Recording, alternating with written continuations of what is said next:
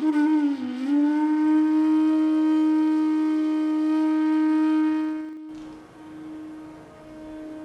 માસની અંદર અલગ અલગ મનોરથો એ મનાવાતા હોય છે. આપણા સંપ્રદાયની દ્રષ્ટિએ જોઈએ તો અધિક માસનું કોઈ પુરુષોત્તમ માસનું કોઈ વિશેષ મહત્વ આપણા માસની અંદર દેખાતું નથી, કારણ કે નિત્ય પુરુષોત્તમનું સેવન થાય છે. એટલે અધિક માસમાં એ અધિક સેવાનું કંઈક અધિક ફળ મળી જાય એ વાત પુષ્ટિમાર્ગી સિદ્ધાંતને અનુકૂળ નથી. છતાં પણ એક છૂટ આપણને મળે છે આની અંદર કે આપણા મનના મનોરથો એ ઠાકોરજીની સેવામાં વિશેષ આપણે કરીએ છીએ, કારણ કે વર્ષ દિવસની સેવા પ્રકાર નિશ્ચિત છે, ઉત્સવો નિશ્ચિત છે. જ્યારે અધિક માસ પ્રાપ્ત થાય ત્યારે વર્ષ દિવસના ઉત્સવો આપણને ફરીથી મનાવવા હોય તો આપણે મનાવી શકીએ છીએ. જેમ કે એકાદશી છે તો દાન એકાદશીનો ઉત્સવ મનાવ્યો, શ્રી મહાપ્રભુજીનો ઉત્સવ મનાવ્યો. પણ જોગાનુજોગ આજે એકાદશી વ્રત છે તો શ્રી મહાપ્રભુજીનો એ ઉત્સવ આપણે બીજી વાર મનાવીએ. એક વખત તો શ્રી મહાપ્રભુજી ઉત્સવ, આ વર્ષે આપણને બીજી વાર શ્રી મહાપ્રભુજીનો ઉત્સવ મનાવવાનું મળે છે.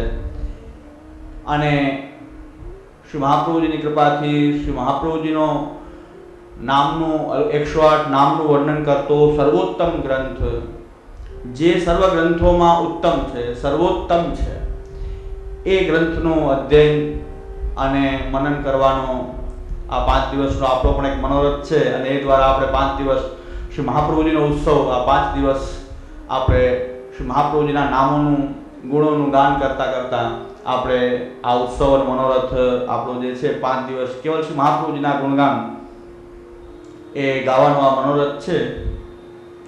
એટલે અધિક માસમાં આપણો અધિક મનોરથ કે શ્રી મહાપ્રભુજીના સ્વરૂપનું ચિંતન કરીએ, શ્રી મહાપ્રભુજીના નામનું એ ગાન કરીએ, ગુણોનું ગાન કરીએ. કારણ કે શ્રી વલ્લભ ગુણ ગાઈએ તાહી તે રસિક કહાઈએ. આ માર્ગમાં રસિક ત્યારે જ કહેવાશે કે જો વલ્લભ ગુણ ગાય તો. એટલે વલ્લભ ગુણ ગાવાથી રસિકતા કહેવાય છે. એ રસિકતા એટલે ભગવદ રસ રસિક, જે મહાપ્રભુજીના ભક્ત હોય, ઠાકોરજીના ભક્ત હોય અને એ રસરૂપ ભગવાનના એ રસિક ભક્ત ત્યારે જ બની શકાય જો શ્રી વલ્લભ ગુણ ગાઈએ તાહી તે રસિક કહાઈએ. અને રસિક ભક્ત જે છે એની નિશાની મહાપ્રભુજી આજ્ઞા કરે છે, રસિકાહા કામ વર્જિતા. રસિક એને કહેવાય કે જે કામ વર્જિત હોય, રસિકતાની અંદર કામુકતા ન હોય. એટલે કે અન્ય બધા વિષય કામ જે છે એ એનાથી જે રહિત હોય એ જ રસિક કહેવાય છે, રસિક ભક્ત કહેવાય છે. પણ શ્રી મહાપ્રભુજીના ગુણગાન ગાય, શ્રી વલ્લભના ગુણગાન ગાય એ જ સાચો રસિક ભક્ત છે. આ માર્ગમાં શ્રી વલ્લભ ગુણ ગાઈએ તાહી તે રસિક કહાઈએ. એ ન્યાયથી આપણે પણ બધા સાથે મળી વલ્લભી સૃષ્ટિ સમાજ સંગ મિલી જીવન કો ફલ પાઈએ. આપણે બધા વલ્લભીય છીએ, મહાપ્રભુજીના છીએ એ વલ્લભીય. વલ્લભ ના હોય એ વલ્લભીય. અમે પણ વલ્લભીય, તમે પણ વલ્લભીય. આપણે બધા સાથે મળી વલ્લભીય સૃષ્ટિ સમાજ સંગ મિલ જીવન કો ફલ પાઈએ. આ જીવનનું પરમ ફલ જે છે કે મહાપ્રભુ જેવા ગુરુ આપણને પ્રાપ્ત થયા, એમના ગુણોનું ગાન કરીએ, એમના ઉપદેશોનું પાલન કરીએ, આપની આજ્ઞા અનુસાર પોતાનું જીવન જીવીએ. એ જ આ જીવનનું સફળતા છે, જીવનની સફળતા છે. બીજી એક આપણી પરંપરા છે. બીજા બધા ગ્રંથોમાં સર્વોત્તમજીને એક વિશેષતા આપણે આપી છે. આપણા માર્ગની અંદર સર્વોત્તમ ગ્રંથને એક વિશેષતા આપવામાં આવી છે, કારણ કે સર્વોત્તમ છે. આ ગ્રંથ સર્વોત્તમ હોવાથી એને એક વિશિષ્ટ ગરિમા આપણે એને આપી છે કે સર્વોત્તમજીનો પાઠ ઠાકોરજીની અપરસ, ઠાકોરજીની સેવા લાયક જે અપરસ હોય એ અપરસની અંદર જ આપણે એ સર્વોત્તમજીનો પાઠ કરી શકીએ. બીજા બધા પાઠ આપણે અપરસ વિના કરીએ છીએ, પણ સર્વોત્તમજીનો પાઠ તો જે તમારા ઠાકોરજીની સેવા માટે જેવી અપરસ અપેક્ષિત હોય એ પ્રકારની અપરસવાળી પરિસ્થિતિમાં સર્વોત્તમજીનો પાઠ થઈ શકે. સર્વોત્તમજીનો પાઠ જે છે એ થઈ શકે નહીં. આપણી એક પરંપરા છે. મહાપ્રભુજીના સ્વરૂપને એવી આપણે એક ગરિમા આપેલી છે કે સર્વોત્તમજીનો પાઠ જે છે અપરસ સિવાય કરી શકાય નહીં. એક વસ્તુ. બીજા બે પાઠ પણ આમાં સંબંધિત છે. મધુરાષ્ટક, પરિવૃઢાષ્ટક. આ પાઠ પણ અપરસમાં જ કરવામાં આવે છે, એ એક પરંપરા છે. એટલે આપણે સર્વોત્તમજીનો પાઠ આ 5 દિવસ પર્યંત જેટલો બનશે એટલો કરશું, જ્યાં સુધી પહોંચાશે ત્યાં સુધી આપણે પહોંચશું, કારણ કે કોઈ બંધન નથી. એટલે આપણે જેટલું મહાપ્રભુજીની કૃપાથી જેટલું થઈ શકે એટલું આપણે એ ઊંડાણમાં જવાનો એ પ્રયત્ન કરશું. આપણો અધિકાર હશે એટલું આપણને સમજાશે, આપણા બધાને. મારો જે એટલો અધિકાર હશે તો હું સમજી શકીશ, કારણ કે આ વિષય એવો છે કે આ ગ્રંથ જે છે શ્રી મહાપ્રભુજીના સ્વરૂપનું જ્ઞાન, એ આપણે ટીકાઓમાં જોશું કે વેદ પણ કહે છે ન ઇતિ ન ઇતિ નેતિ નેતિ. એ વેદ પણ એને પાર પામી શકે નહીં, તો આપણે આપણી તુચ્છ બુદ્ધિથી કેટલો પાર પામી શકીએ. એટલે આપણો જેટલો અધિકાર હશે, મહાપ્રભુની જેટલી કૃપા હશે.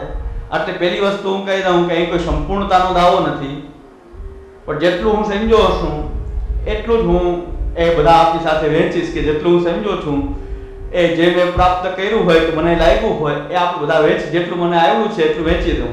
એટલે બેલેન્સ કાંઈ રાખવી નહીં, જેટલું હોય એટલું વહેંચી દઈએ. એ ન્યાયથી આપણે જેટલું મારામાં હશે એટલું એ આપણે વહેંચી શકશું, કારણ કે જેટલી સામગ્રી બની હશે એ એટલો પ્રસાદ વેચી શકાશે, કારણ કે જેટલી સામગ્રી બની હશે અધ્યયનની એ મહાપ્રભુજીને એ આપણે સમર્પિત કરશું, અને ત્યાર પછી એનો બધા આપણે પ્રસાદ લેશું. એટલે જેટલી સામગ્રી સિદ્ધ થાય એટલો પ્રસાદ પ્રાપ્ત થાય. એટલે કેવલ શ્રી મહાપ્રભુજીનું ગુણગાન આપણી મતિ અનુસાર, આપણી બુદ્ધિ અનુસાર આપણે બધા સાથે મળીને કરીએ અને કરતા રહીએ. આપણો આ નિત્ય ક્રમ છે, ચાલુ જ રહે. વધુ આપણી અંદર હજી મહાપ્રભુજીની કૃપાથી હજી ઊંડાણ પણ પ્રાપ્ત થશે, હજી આગળ આપણે વધશું, પણ કરતા રહીએ. આપણું કંઈક ને કંઈક કરતા રહીએ, એ આપણું કર્તવ્ય છે અને આપણું સૌભાગ્ય પણ છે. એટલે સર્વોત્તમજીનો પાઠ તો ન થઈ શકે અપરસ વિના, પણ એના આપણે અનુકલ્પ રૂપે આપણે સર્વોત્તમજીનું જે ધોળ જે છે એનો આજે પાઠ કરી લઈએ. પછી 5 દિવસ આપણે કેવલ એ અર્થનો જ વિચાર એ કરશું, કારણ કે સર્વોત્તમજીનો પાઠ તો ન થઈ શકે, પણ એનું ધોળ જે છે, સર્વોત્તમજીનું જે ધોળ જે છે, જેને આવડતું હોય એ બોલે, તો આપણે એનો પાઠ આજે કરી લઈએ પહેલે દિવસે. ભલે પ્રગટ્યા શ્રી વલ્લભદેવ.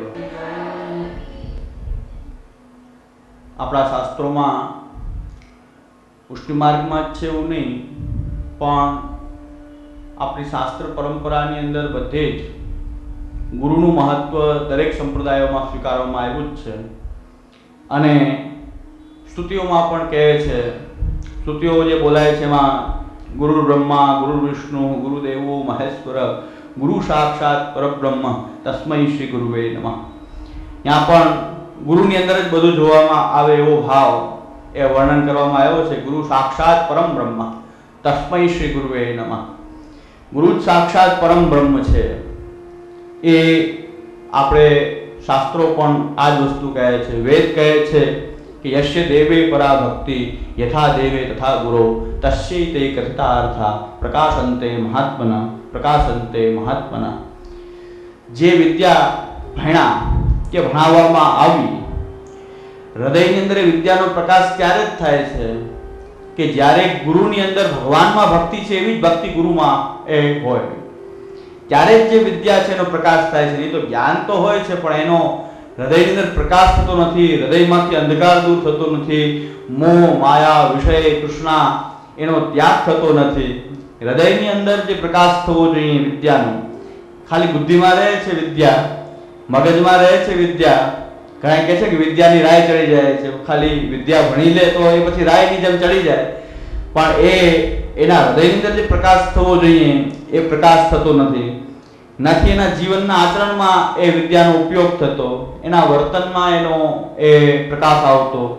એટલે તો શાસ્ત્ર એટલે કે વેદ એમ કહે છે કે જ્યાં સુધી ભગવાનમાં ભક્તિ છે એવી જ ભક્તિ જ્યાં સુધી ગુરુમાં ન હોય, ગુરુની અંદર એવી જ ભક્તિ ન હોય ત્યાં સુધી એ આ વિદ્યાનો જે પ્રકાશ જે છે એ થતો નથી. અને જેને ગુરુની અંદર પણ ભગવાન જેવી જ ભક્તિ હોય છે, એટલે એને જ આ વિદ્યાના જે રહસ્ય જે છે, આત્મવિદ્યાનું જે રહસ્ય છે એનો પ્રકાશ થાય છે, એને જ હૃદયમાં પ્રકાશ થાય છે. એમ શ્રુતિ કહે છે, વેદ કહે છે, ઉપનિષદ કહે છે કે યશ્ય દેવે પરાભક્તિ યથા દેવે તથા ગુરુ. એટલે વૈદિક સિદ્ધાંત છે, આ તો બધાએ પાડવાનો છે કે ગુરુની અંદર એવી જ ભગવત તુલ્ય બુદ્ધિ ગુરુમાં એ રાખવી પુષ્ટિ માર્ગના કૃષ્ણ જ્ઞાનદો ગુરુ શ્રી મહાપ્રભુજી છે. આપણા બધાના ગુરુ એ શ્રી મહાપ્રભુજી છે. એટલે આપણે પણ શ્રી મહાપ્રભુજીની અંદર એ ભગવત તુલ્ય વસુતઃ કૃષ્ણ એવા એ ભાવ આપણે રાખીએ છીએ. અને આપ તો એ સ્વરૂપ જ છે, એમાં કોઈ સંશય નથી. સર્વોત્તમજીના પાઠ પછી, સર્વોત્તમજીના અભ્યાસ પછી આપણને નિશ્ચય થઈ જશે કે મહાપ્રભુજી અને કૃષ્ણમાં એ કોઈ ફરક નથી, આ બે એક જ સ્વરૂપ છે. એટલે આ સ્વામી સેવક ભાવ પ્રકટ કરવા માટે, આ પોતાની સેવાનો પ્રકાશ કરવા માટે ગોવર્ધન ધરણ પ્રભુ જ બે સ્વરૂપે વિલસે છે. એક પોતે સ્વામી રૂપે અને વલ્લભ રૂપે, એક સેવક રૂપે. એટલે પોતાની સેવાનો પ્રકાશ કરવા માટે, એટલે પોતાની જ સેવા કેવી રીતે કરવી એનો પ્રકાશ કરવા માટે આ બે સ્વરૂપે આપ જ પ્રકટ થયા છે, કૃષ્ણ જ પ્રકટ થયા છે. એમાં તો કોઈ સંશય હોઈ શકે એ નહીં. કારણ કે પૂરણ બ્રહ્મ શ્રી લક્ષ્મણ સુત પુરુષોત્તમ શ્રી વિઠ્ઠલના એ આખ્યાનકાર પણ કહે છે કે પૂરણ બ્રહ્મ શ્રી લક્ષ્મણ સુત પુરુષોત્તમ શ્રી વિઠ્ઠલના આ બંને પણ એક કૃષ્ણ સ્વરૂપ જ છે. પણ સ્વામી સેવક ભાવ દર્શાવવા માટે, સેવા માર્ગનો એ પ્રકાર પ્રકટ કરવા માટે, સેવા માર્ગ પ્રકટ કરવા માટે આ બે રૂપે પ્રકટ થયા છે, શ્રી વલ્લભ રૂપે, શ્રી ગોવર્ધન ધરણ રૂપે. એટલે એનીમાં કોઈ સંશય હોઈ શકે નહીં. શ્રી પુરુષોત્તમજી નિબંધના આવરણ ભંગમાં એમ આજ્ઞા કરે છે કે જ્યારે મહાપ્રભુજીમાં ભગવાન તુલ્ય ભાવ થાય ત્યારે જ એ જીવને ભગવત સેવામાં પ્રવેશ આપવો જોઈએ, બ્રહ્મ સંબંધ આપીને. બ્રહ્મ સંબંધ આપતા પહેલાની આ યોગ્યતા શ્રી પુરુષોત્તમજી એમ બતાવે છે કે સર્વોત્તમ સ્તોત્રના પાઠ દ્વારા, સર્વોત્તમ સ્તોત્રના અધ્યયન દ્વારા, વલ્લભાષ્ટક, સ્ફુરત કૃષ્ણ પ્રેમામૃત આ બધા ગ્રંથોના પર્યાપ્ત અધ્યયનથી જ્યારે એવો વિશ્વાસ થાય કે મહાપ્રભુજી અને કૃષ્ણમાં કોઈ ભેદ નથી, ત્યારે જે જીવ બ્રહ્મ સંબંધ લઈ ભગવત સેવાના માર્ગમાં પ્રવિષ્ટ થવા યોગ્ય છે. ભગવત સેવાના માર્ગમાં પ્રવિષ્ટ થયા પહેલાની એની લાક્ષણિકતા કહીએ કે એની આવશ્યકતા કહીએ તો કે મહાપ્રભુજીની અંદર ભગવત તુલ્ય બુદ્ધિ થવી, ભગવાન તુલ્ય બુદ્ધિ થવી. એનું રહસ્ય શું? શા માટે કૃષ્ણમાં મહાપ્રભુજીમાં કૃષ્ણ તુલ્ય ભાવ થવો શા માટે જરૂરી છે?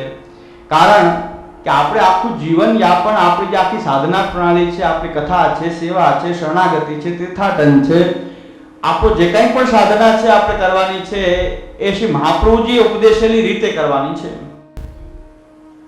આપણા શાસ્ત્રોમાં પુષ્ટિ માર્ગમાં જ છે એવું નહીં, પણ આપણી શાસ્ત્ર પરંપરાની અંદર બધે જ ગુરુનું મહત્વ દરેક સંપ્રદાયોમાં સ્વીકારવામાં આવ્યું જ છે. અને સ્તુતિઓમાં પણ કહે છે, સ્તુતિઓ જે બોલાય છે એમાં ગુરુ બ્રહ્મા, ગુરુ વિષ્ણુ, ગુરુદેવો મહેશ્વર, ગુરુ સાક્ષાત પરબ્રહ્મ, તસ્મૈ શ્રી ગુરુવે નમઃ. ત્યાં પણ ગુરુની અંદર જ બધું જોવામાં આવે એવો ભાવ એ વર્ણન કરવામાં આવ્યો છે. ગુરુ સાક્ષાત પરમ બ્રહ્મ, તસ્મૈ શ્રી ગુરુવે નમઃ.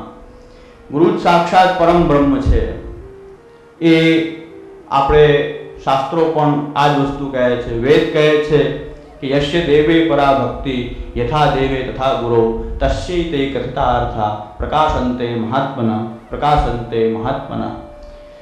જે વિદ્યા ભણ્યા કે ભણાવવામાં આવી, હૃદયની અંદર વિદ્યાનો પ્રકાશ ત્યારે જ થાય છે કે જ્યારે ગુરુની અંદર ભગવાનમાં ભક્તિ છે એવી જ ભક્તિ ગુરુમાં એ હોય, ત્યારે જ જે વિદ્યા છે એનો પ્રકાશ થાય છે. નહીં તો જ્ઞાન તો હોય છે પણ એનો હૃદયની અંદર પ્રકાશ થતો નથી, હૃદયમાંથી અંધકાર દૂર થતો નથી, મોહ, માયા, વિષય, તૃષ્ણા એનો ત્યાગ થતો નથી.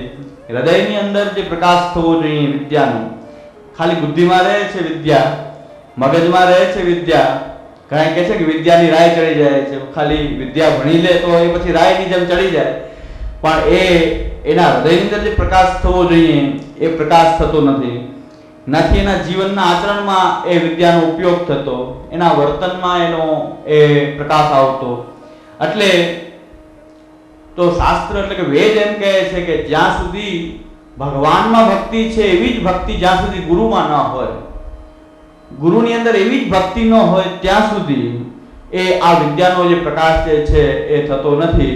અને જેને ગુરુની અંદર પણ ભગવાન જેવી જ ભક્તિ હોય છે, એટલે એને જ આ વિદ્યાના જે રહસ્ય જે છે, આત્મવિદ્યાનું જે રહસ્ય છે એનો પ્રકાશ થાય છે, એને જ હૃદયમાં પ્રકાશ થાય છે.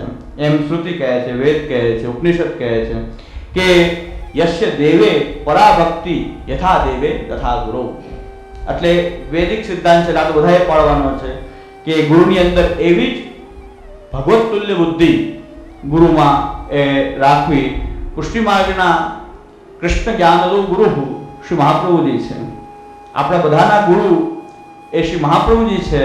એટલે આપણે પણ શ્રી મહાપ્રભુજીની અંદર એ ભગવત તુલ્ય વસુતઃ કૃષ્ણ એવા એ ભાવ આપણે રાખીએ છીએ.